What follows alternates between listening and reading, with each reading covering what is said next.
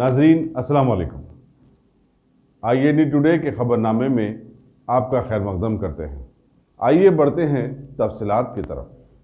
कायदे मजलिस मुकर्ररा पार्टी अकबरुद्दीन अवैसी ने आज रियासत असम्बली में दवाखाना उस्मानिया की हालत जार पर अफसोस का इजहार किया और हुकूमत से मुतालबा किया कि वो दवाखाना उस्मानिया की अजमत रफ्ता को बहाल करे। उन्होंने कहा कि दवाखाना उस्मानिया की इमारत बोसीदा और मखदूश हो गई है और उसकी फौरी निगहदाश्त की जरूरत है। उन्होंने कहा कि हुकूमत ने इस इमारत की तज़ीर नौ और तामीर और मरम्मत के लिए 200 करोड़ रुपए मंजूर किए थे, लेकिन उस रकम का क्या हुआ अब तक पता नहीं चला। अकबर अवैसी ने चीफ मिनिस्टर से ख्वाहिश की कि वो शोबे तिब पर अपनी तवज्जो दें और खानगी मेडिकल कॉलेज के साथ भी एक इजलास तलब करते हुए उनके मसाइल का जायजा लें। रियासती हुकूमत की तरफ से सबकदोशी की उम्र में इजाफे की तजवीज़ पर तबादला ख्याल करते हुए अकबर अवैसी ने कहा कि नौजवानों को ताहम रोजगार के मौक़ों से महरूम नहीं रखा जाना चाहिए। ऑनरेबल स्पीकर सर, ये जो बिल पेश किया गया है अभी ऑनरेबल चीफ मिनिस्टर साहब की जानिब से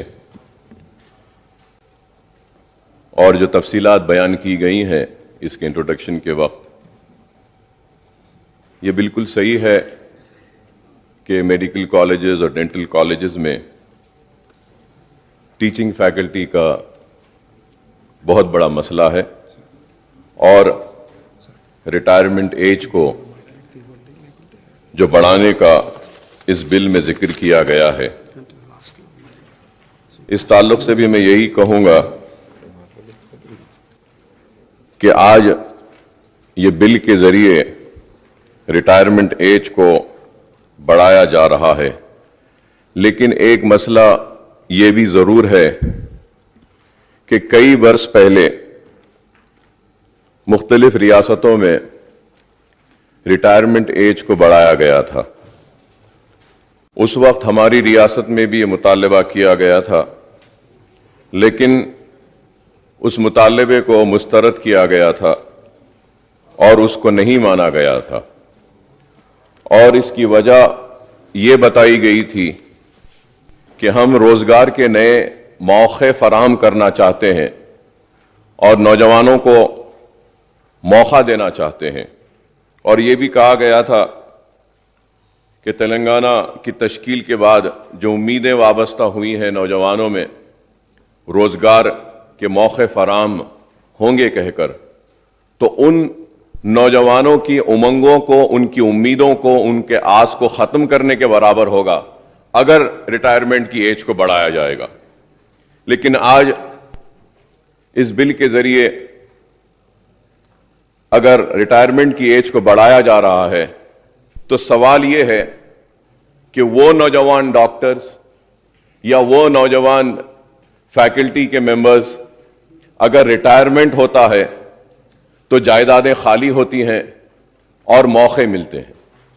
सो the question which arises now is that कि for an example I am an associate professor and I would get promoted as a professor in next 1 year because the senior professor is supposed to be getting retired in next 1 year.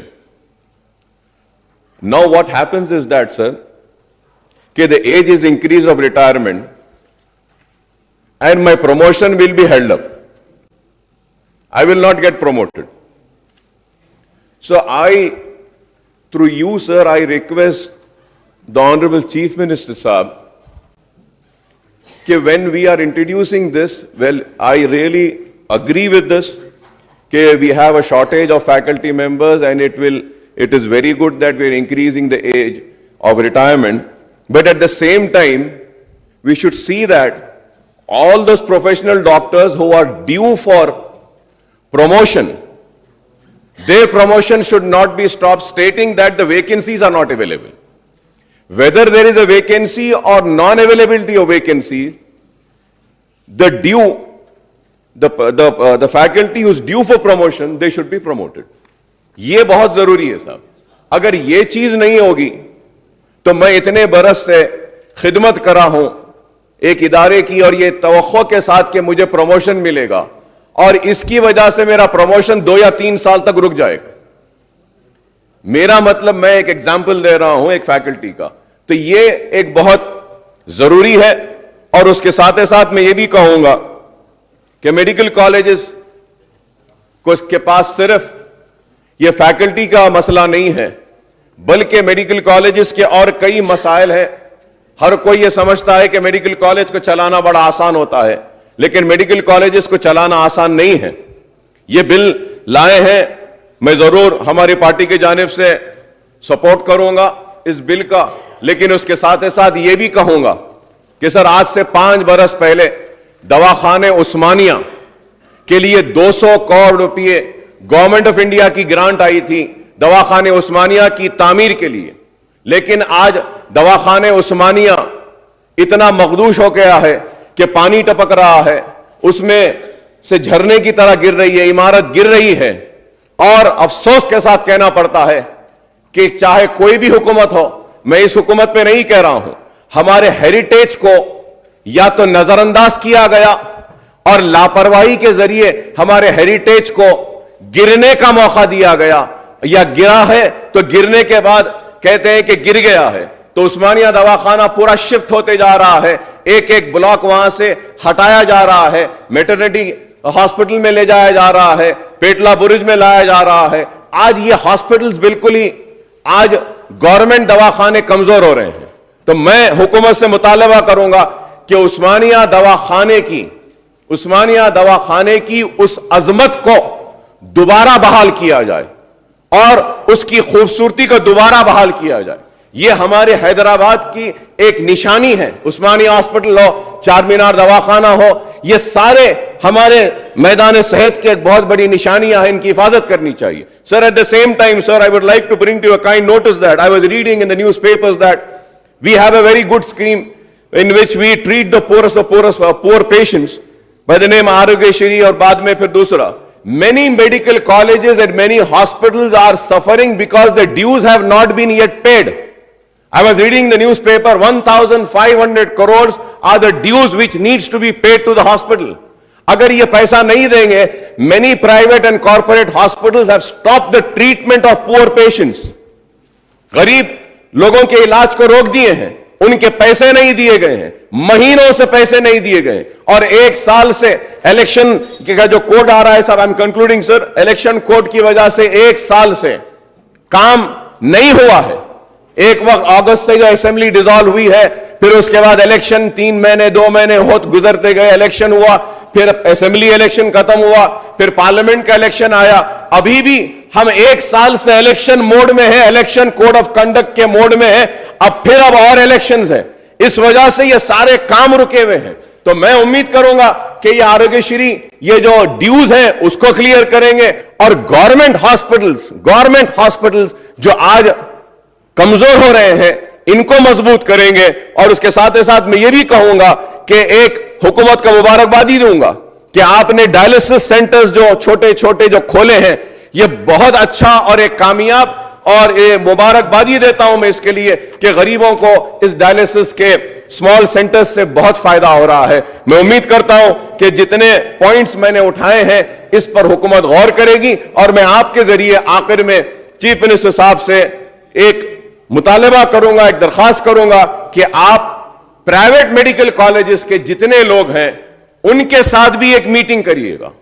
एक meeting कर कर आप उनके मसाइल से भी वक्फियत हासिल करिए, क्योंकि मेडिकल कॉलेज चलाना, दवाखाने चलाना कोई आसान नहीं है।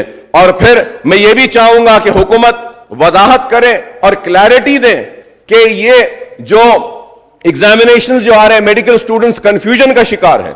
ये साल पोस्ट ग्रेजुएशन के एडमिशन के लिए नीट के एग्जाम्स की प्रिपरेशन कर रहे थे, लेकिन फिर अखबारात में आया कि पोस्ट ग्रेजुएशन का जो नीट का एंट्रेंस एग्जाम है वो नहीं होगा। तो सवाल यह है कि बच्चे ये बीच अधर या प्रिपरेशन करें या प्रिपरेशन ना करें, तो करें तो कैसा करें। और मैं लास्टली आपसे डिमांड और रिक्वेस्ट करूंगा सर कि फीस फिक्सेशन कमेटी बनी है, और कई बरस हुए हैं कि फीस फिक्सेशन कमेटी ने फीस पर नजरसानी नहीं की। It's been more than 4 years sir where the fees have been fixed for MBBS, for post graduation courses and super specialty courses sir. Sir MBBS के लिए फीस स्ट्रक्चर एक है, post graduation के लिए एक है, और super speciality sir, super speciality का fees structure less than 5 lakh rupees है। और कई बरस से मुतालबा किया जा रहा है कि इस फीस स्ट्रक्चर को रिव्यू करने के लिए, लेकिन फीस फिक्स की जाती है, लेकिन फीस फिक्सेशन कमेटी के रिकमेंडेशंस के बगैर की जाती है। इस वजह से वो कोर्ट में स्ट्रक डाउन हो जा रहा है। मैं आपके जरिए ये कहना चाहता हूं कि हम इस बिल का सपोर्ट करते हैं और साथ ही साथ ये भी कहेंगे कि जो लोग प्रमोशन के लिए ड्यू हैं उनको भी प्रमोशन दिया जाना चाहिए। ऐसा नहीं कि उनका प्रमोशन ये एज बढ़ने की वजह से रुक जाए। और ये बात भी जरूर कहूंगा कि एक मीटिंग आप बुलाएं और प्राइवेट मेडिकल कॉलेजेस की, हॉस्पिटल्स की और ये जो ड्यूज जो कॉर्पोरेट हॉस्पिटल्स के हैं उसको जल्द से जल्द आप क्लियर करें साहब। शुक्रिया।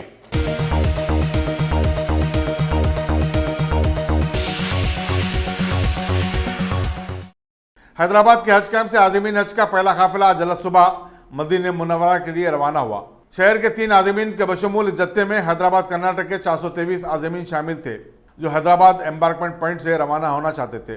सदर-ए-नशीन हज कमेटी मसूलुल्लाह खान ने झंडी दिखाकर इन आज़मीन की बसों को शमशाबाद के राजीव गांधी इंटरनेशनल एयरपोर्ट के लिए रवाना किया। तलबी की गूंज में आज़मीन के बसों में सवार होते वक्त उनके अजीज व अकारिब ने उन्हें पुरनम आंखों से विदा किया। मसूलुल्लाह खान ने मीडिया को बताया कि हैदराबाद एम्बार्कमेंट पॉइंट से जुमला 8,430 आज़मीन हज रवाना होंगे। इनमें 4,780 का ताल्लुक तेलंगाना से है, माबकी का ताल्लुक कर्नाटक और महाराष्ट्र से है। तेलंगाना के आज़मीन हज की रवानगी का सिलसिला 26 जुलाई से शुरू होगा और आखिरी फ्लाइट 4 अगस्त को रवाना होगी। उन्होंने बताया कि हर फ्लाइट में 420 मुसाफिरीन की गुंजाइश है।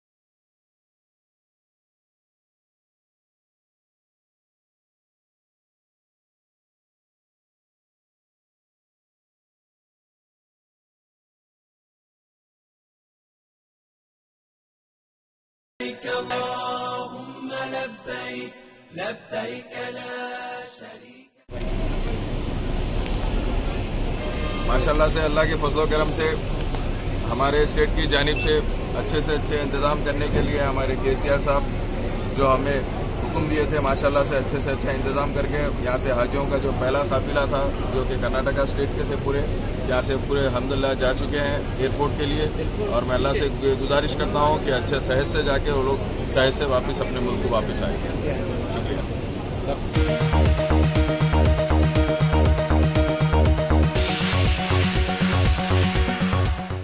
अब A1 टाउनशिप चिविला और मोइनाबाद के दरमियान मेन रोड से 1.3 किलोमीटर आबादी से लगा हुआ तमाम डेवलपमेंट के साथ जहां आप अपना घर बना के रह सकते हैं, जो है बिल्कुल आबादी से लगा हुआ। 4 लाख में 100 गज का plot, drainage, electricity, footpath, BT road, college, bus stop जैसी तमाम सहूलियतें दस्तयाब हैं। आपका ये छोटा सा इन्वेस्टमेंट आपका और आपके बच्चों का मुस्तकबिल बदल सकता है। मजीद मालूमात के लिए हमें कॉल करें। Address pillar number 235 opposite fishers department, Rajendra Nagar, Hyderabad. Contact 7799603838।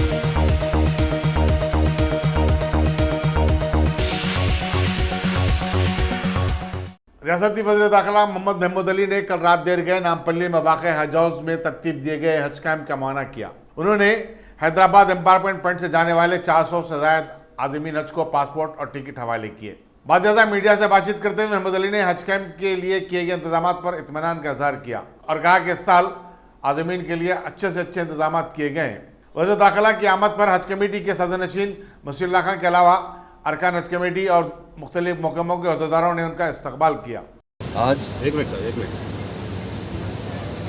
Hyderabad से पहला काफिला जा रहा है, इसमें मैक्सिमम हाजी 420 हाजी जो है महाराष्ट्र और कर्नाटक के है ना जी, खाली महाराष्ट्र नहीं कर्नाटक के और 3 हाजी हैदराबाद के। बिस्मिल्लाह बोल के आज पहला काफिला जा रहा है। काफ़ी अच्छे इंतजाम कर रहे हैं। खासतौर से मैं हज कमेटी चेयरमैन वसीउल्लाह खान साहब को दिल्ली से मुबारकबाद देता हूँ और उनकी पूरी टीम को, हमारे मेंबर्स और यहाँ के अहदेदार रात दिन मेहनत करते हैं, क्योंकि सारे हिंदुस्तान में हाजियों की खिदमत सही होती तो हमारी तेलंगाना स्टेट में, और मैं समझता हूँ इतने अच्छे इंतजाम कहीं पर भी नहीं होते। जितने अदर स्टेट से लोग आते हैं वो देखकर बहुत तारीफ़ करते हैं। तो मैं आज जो रात में शायद 3 बजे पहली फ़्लाइट है और कल से मैं 8 दिन का गैप है जी 26 तारीख से लेकर 3 तारीख तक मुसलसिल फ़्लाइट से, और एक दिन में 3 फ़्लाइट है। और काफ़ी हाजी यहाँ से तकरीबन 8000 से ज़्यादा हाजी यहाँ पर जा रहे हैं। अल्लाह से हम ये दुआ करते हैं अल्लाह ताला हाजियों का हज कबूल करें, और तमाम हमारे हाजी भाइयों से भी यही कहेंगे हमारे तेलंगाना स्टेट के लिए और सारे मुल्क के लिए दुआ कीजिए। और हमारा स्टेट हमेशा जिस तरह हमारे आनंद सीएम साहब जिस तरह वेलफेयर से काम कर रहे हैं यहाँ पर वेलफेयर स्टेट की तरह, अल्लाह ताला उन्हें सेहत और तंदुरुस्ती दे, इसी तरह अच्छी तरह काम करते रहे। और हाजी हजरात से मेरी यही गुजारिश है कि हज करना बहुत टफ काम रहता है, बहुत से मुश्किलात पेश आते हैं, सब्र का बहुत ज़्यादा मुजाहरा करें और एक दूसरे से प्यार मोहब्बत से रहें। अक्सर लोग कहते हैं कि हाजी हजरात में भी आपस में इख्तलाफ होते हैं, शैतान वहाँ पर भी भटकाता है। तो मेरी उनसे गुजारिश है, आप इबादतों के लिए जा रहे हैं, यहाँ से जाने के बाद तो हमारी स्टेट में तो बहुत अच्छे इंतजाम है, जाने के बाद तो वहाँ पर लाखों लोग आते हैं, काफ़ी आपको मशक्क़त उठाना पड़ता है। आपको अल्लाह ताला सब्र दे, और अल्लाह से ये दुआ करते हैं कि हमारे यहाँ तमाम हाजी भाइयों को जितने सारी दुनिया से आ रहे हैं उन तमाम का हज कबूल फरमाए, और हम लोगों को उन लोगों से दुआ करते हैं कि हमारे लिए अच्छी से अच्छी दुआ करते हैं।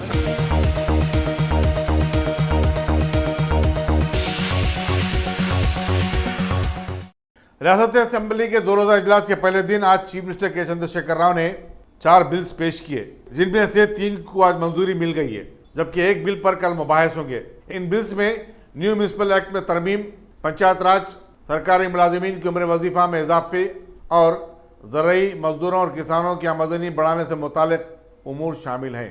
चीफ मिनिस्टर के चंद्रशेखर राव ने कहा कि वो चाहते हैं कि अवाम के मुंतखबा अरकान की इन अहम उम्र पर राय हासिल की जाए और इत्तेफाक राय से उसे मंजूर किया जाए। कल जिस बिल पर मुबाहिस होने वाले हैं वो म्यूनिसिपल एक्ट में तरमीम से मुतालिक मसौदा कानून है। మిత్రులు అక్బరుద్దీన్ ఓవైసీ గారు కాళేశ్వరం ప్రాజెక్ట్ యొక్క ఇనాగ్రేషన్ మీద అభినందనలు తెలియజేశారు, కంగ్రాచులేట్ చేశారు, వారికి ధన్యవాదాలు. తర్వాత కొన్ని సూచనలు వారు చేసినారు. జడ్జి గారు ఉంటేనే బాగుంటుందని అన్నారు. మేము కూడా అనుకున్నాం అధ్యక్ష, మాకు న్యాయ వ్యవస్థ పట్ల మాజీ జడ్జిల పట్ల అపారమైన గౌరవం ఉంది. ఇందాక వారు చెప్పినట్టు ఫీజుల నియంత్రణ ఉంటే జడ్జి గారిని పెట్టినాం అధ్యక్ష, అన్ని కంపెనీలు పెట్టినాం. ఈ పర్టికులర్ విషయంలో మన దగ్గర కొంత ప్రత్యేకమైన పరిస్థితి ఉందో మనకు తెలుసు అధ్యక్ష. దేశంలో ఏ రాష్ట్రంలో లేనటువంటి రైతు భద్రత కోసం ఎవరు ఎప్పుడు చేయనటువంటి ఆలోచన మనం చేసి 12,000 కోట్ల రూపాయలు ఖర్చు చేస్తూ एक एकड़ के लिए 5,000 नहीं, अकबर साहब हम 10,000 दे रहे 2 फसल में, एक फसल के लिए 5,000 दे रहे. ये कहीं भी नहीं है हिंदुस्तान में. से बहुत भारी बजट है అధ్యక్ష. ఇదే కాదు, రైతుల మీద కొంతమంది అవాకులు చెవాకులు కూడా మాట్లాడుతూ ఉన్నారు బయట. తెలిసిన వాళ్ళు, తెలియని వాళ్ళు, హాఫ్ నాలెడ్జ్ ఫెలోస్, అవగాహన శక్తి లేని వాళ్ళు. ఎందుకంటే రాష్ట్రాలు, దేశాలు, వాటి యొక్క భౌగోళిక పరిస్థితులు, వాటి చుట్టూ అలుముకొన్నటువంటి అనేక ఇతర పరిస్థితులను పట్టి వాళ్ళ యొక్క ప్రాధాన్యతల క్రమాన్ని వాళ్ళ సామాజిక అవసరాల దృష్ట్యా నిర్ణయం చేసుకుంటారు అధ్యక్ష. ఇవాళ కొంతమంది మాట్లాడుతూ ఇంత డబ్బు ఖర్చు పెడతారా, కరెంటు బిల్ ఇంత కడతారా, ఇంత కరెంట్ అవసరమా అని కొంతమంది మాట్లాడుతూ ఉన్నారు. నేను ఒకటే మాట మళ్ళీ ఒకసారి చెప్తా ఉన్నా అధ్యక్ష, అది ఎవరన్నా ఏమని అనుకుంటే మాకు సంబంధం లేదు. మాకు ఎవరు బాసులు లేరు అధ్యక్ష, మాకు ప్రజలే బాసు, తెలంగాణ ప్రజలే మా బాసు.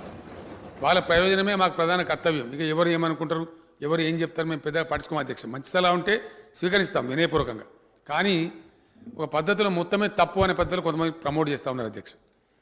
అధ్యక్ష, మన యొక్క భౌగోళిక పరిస్థితి అందరికీ తెలుసు. ఒకటి కృష్ణానది, రెండోది గోదావరి నది, మనకి ఇవే ఆధారం అధ్యక్ష. ఆ కృష్ణ కూడా ఇప్పుడు ప్రమాదంలో పడతా ఉంది.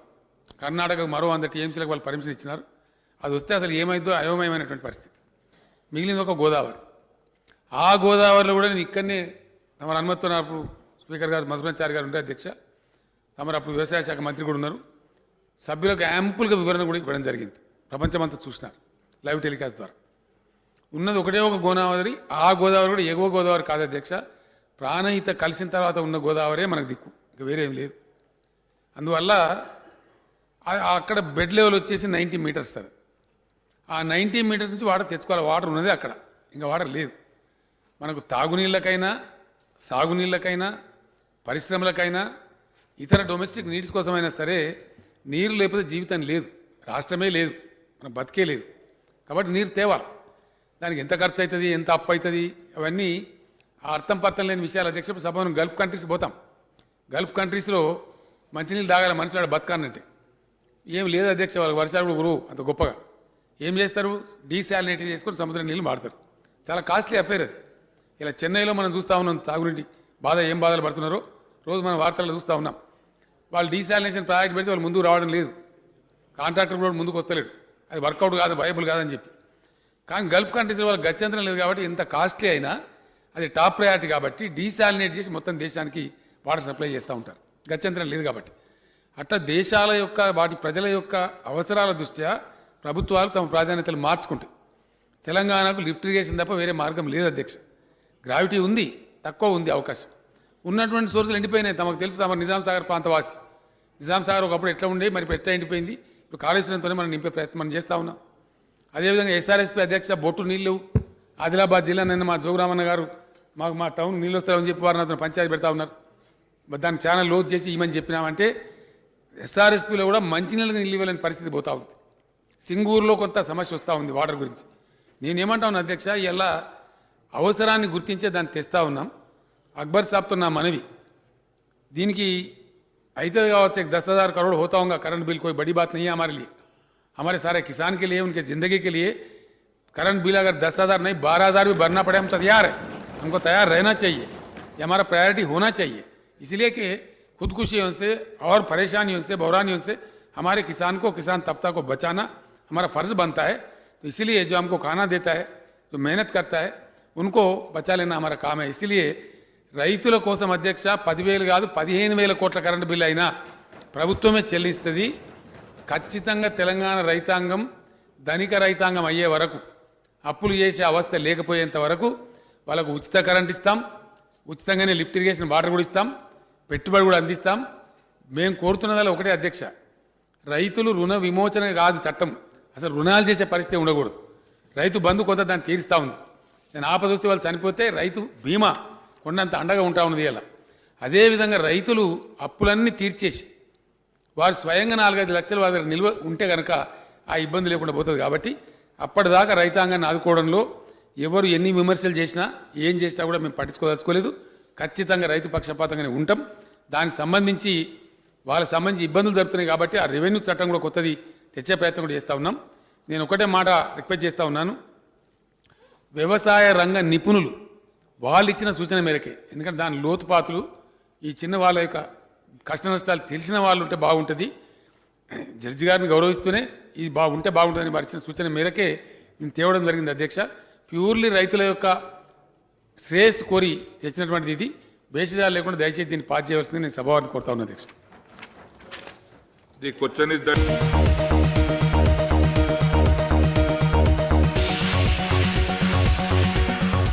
Bhagwan Devi Hospital, Dr. Om Prakash Agrawal presents Juhi Clinics at Sheikhpet. 25 सालों से ऑर्थोपेडिक्स सर्विसेज खिदमत अंजाम देते आ रहे हैं. भगवान देवी हॉस्पिटल है हमेशा आपके साथ. Doctor Om Prakash Agarwal, MS ortho senior orthopaedic surgeon. Doctor Arvind Kumar, MS ortho senior orthopaedic surgeon. Treatment for difficult fractures, joint replacement, arthroscopy surgery, spine surgery, all under one roof. हजारों मरीजों का कामयाब इलाज जदीद टेक्नोलॉजी के जरिए.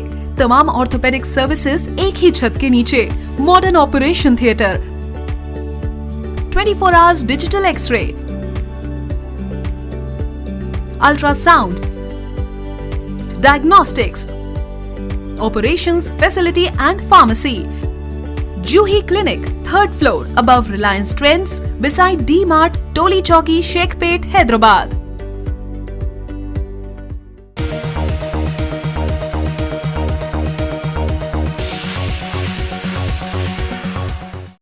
बीजेपी के रुकन असम्बली राजा सिंह ने आज रियासती असम्बली में दवाखाना उस्मानिया की नागफ्ता हालत के बारे में कायदे मजलिस अकबरुद्दीन अवैसी की बिलवास्ता तायद करते हुए हुकूमत से मुतालबा किया कि वह दवाखाना उस्मानिया को दरकार इंफ्रास्ट्रक्चर और स्टाफ फराहम करने के फौरी इक़दाम करे। राजा सिंह ने कहा कि एक ज़माना था कि बेहतर और मौसर इलाज के मामले में दवाखाना उस्मानिया की पूरे मुल्क में शोहरत थी, लेकिन अब यह तासुर आम होता जा रहा है कि जो भी मरीज दवाखाना उस्मानिया को जाता है वो मरकर ही घर को वापस होता है। ఇప్పుడు కొంతమంది సభ్యులు ఉస్మానియా గురించి మాట్లాడారు, గవర్నమెంట్ హాస్పిటల్ గురించి కూడా మాట్లాడారు. నేను ముఖ్యమంత్రి గారికి మరీ రిక్వెస్ట్ చేస్తున్నా, ఇవాళ మన గవర్నమెంట్ హాస్పిటల్లో పేద ప్రజల పరిస్థితి ఏ విధంగా ఉంది, కొద్దిగా అది కూడా ముఖ్యమంత్రి గారు వాళ్ళపైన కూడా దృష్టి పెట్టాలని నేను ముఖ్యమంత్రి గారికి రిక్వెస్ట్ చేస్తున్నా. అదేవిధంగా ఉస్మానియా హాస్పిటల్ ఇంకొకసారి ముఖ్యమంత్రి గారు విజిట్ చేయాలని నేను రిక్వెస్ట్ చేస్తున్నాను. ఎందుకంటే నా నియోజకవర్గంలోనే వస్తుంది. ఒక్కసారి ఆ పేషెంట్ ఉస్మానియాలో పోతే ఆయన బతికి బయటికి వస్తాడా లేదా అది కూడా గ్యారంటీ లేదు ముఖ్య అధ్యక్ష. ఆ పరిస్థితి ఇప్పుడు క్రియేట్ అయింది. అందుకోసం మేము కూడా 100% ప్రభుత్వంకి సపోర్ట్గా నిలబడతాం. కానీ మా రిక్వెస్ట్ ఏంది, ఉస్మానియా లాగా గాంధీ లాగా ప్రతి ఒక్క జిల్లాలో అట్లాంటి హాస్పిటల్, ఒక మోడల్ హాస్పిటల్ కట్టాలని కూడా మేము మా పార్టీ తరఫు నుంచి కూడా ముఖ్యమంత్రి గారికి రిక్వెస్ట్ చేస్తున్నాం. అదేవిధంగా ఇవాళ పేద ప్రజలకి కాపాడే బాధ్యత కూడా మన అందరిపైన ఉంటుంది, ముఖ్యమంత్రి గారి పైన ఉంటుంది. కొద్దిగా ఈ గవర్నమెంట్ హాస్పిటల్ ఎంతైనా అంతా మనం మంచి చేస్తే చాలా మంచిగా ఉంటుందని మేము ముఖ్యమంత్రి గారికి రిక్వెస్ట్ చేస్తున్నాం. ధన్యవాదాలు.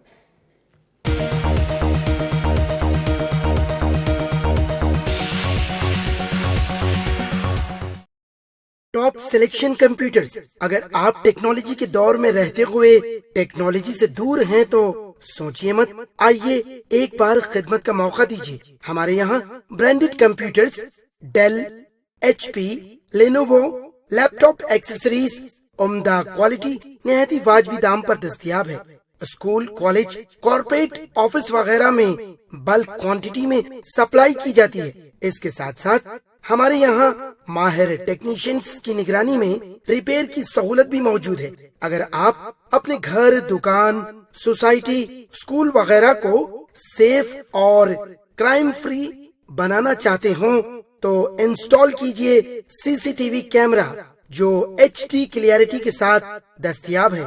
गुज़िश्ता 10 साल से मुल्क भर में अपनी इन तमाम खिदमात को जारी रखते हुए आपके एतमाद को बरकरार रखने वाला नाम top selection computers, Vijayanagar colony beside Riyan hotel Hyderabad.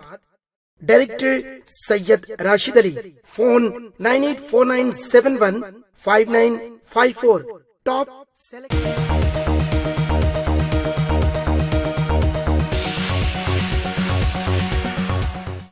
इनाम में कार मिलने के लालच में अतापुर के पास PV नरसिम्हा राव एक्सप्रेसवे से कुछ जाने की कोशिश करने वाले एक नौजवान को वहां से गुजरने वालों ने बचा लिया। इस नौजवान ने कहा कि उसे किसी ने बताया था कि पुल से गिरने वाले और जिंदा बच जाने वाले को नरेंद्र मोदी एक स्कॉर्पियो कार इनाम में देने वाले हैं। हाँ बोलिए। ये ब्रिज के ऊपर से इस वजह से मुझे बोला कूदने के लिए। हाँ कि जो इस ब्रिज के ऊपर से कूदेगा हाँ उसको एक स्कॉर्पियो गिफ्ट मिलेगा। हाँ नरेंद्र मोदी न्यूज़ पे पेपर में हाँ सब कुछ में डाला था।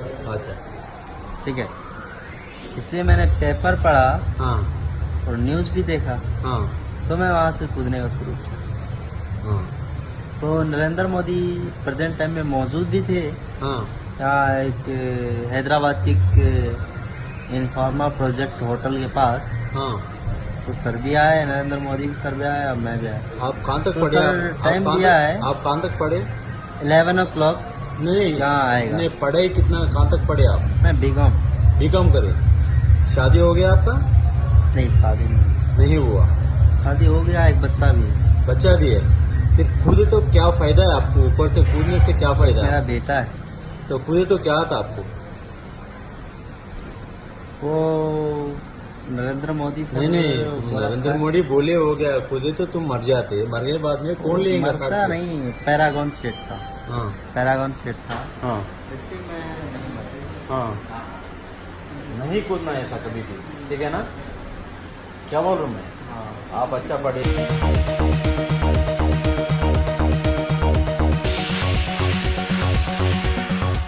गाजी kidney centre and multi speciality hospital, गुर्दे और बवासीर के इलाज का 40 साल मशहूर हॉस्पिटल, जहां हजारों पेशेंट्स क्योर हो चुके हैं। Doctor Hussaini international national award winner और दूसरे डॉक्टर्स और लेडी डॉक्टर्स की जेर खिदमत गुर्दे के तमाम अमराज का मुकम्मल ट्रीटमेंट किया जा रहा है। गुर्दे फेल हो चुके हों, डायलिसिस करवा रहे हों, याद रखिए डायलिसिस कोई इलाज नहीं, इससे 1% भी गुर्दे रिकवर नहीं होते। हाँ, डायलिसिस टेम्पररी रिलीफ दे सकता है, लेकिन हमारे ट्रीटमेंट से गुर्दे फिर से फंक्शन में आ सकते हैं। गुर्दे श्रिंक हो गए हों या सिस्ट हो, गुर्दे की पथरी हो, कैसी भी गुर्दे की तकलीफ हो या पाइल्स यानी बवासीर, चाहे ब्लीडिंग हो या कोम, बगैर ऑपरेशन मुकम्मल क्योर ट्रीटमेंट का एक ही centre, Ghazi kidney centre, DLRL main road, opposite Vikas high school, Chandrayangutta, Hyderabad. Cell 9966930824 या 9391326261। अगर आपने हमारे चैनल को सब्सक्राइब नहीं किया है तो आपको यहाँ सब्सक्राइब बटन दिख रहा है, उसे क्लिक करिए और सब्सक्राइब कीजिए और साथ ही साथ बेल आइकॉन को भी क्लिक करिएगा, जिससे कि आपको ताज़ा अपडेट मिलते रहें।